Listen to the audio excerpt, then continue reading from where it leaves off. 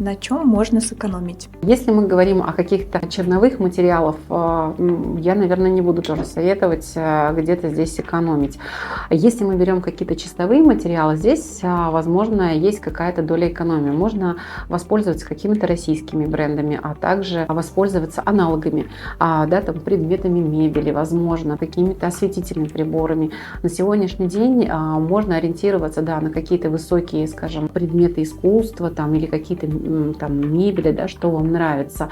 И можно найти аналоги на российском рынке, которые не будут уступать по визуальным характеристикам или каким-то качественным характеристикам абсолютно никак. Поэтому здесь как раз есть возможность реально сократить свой бюджет.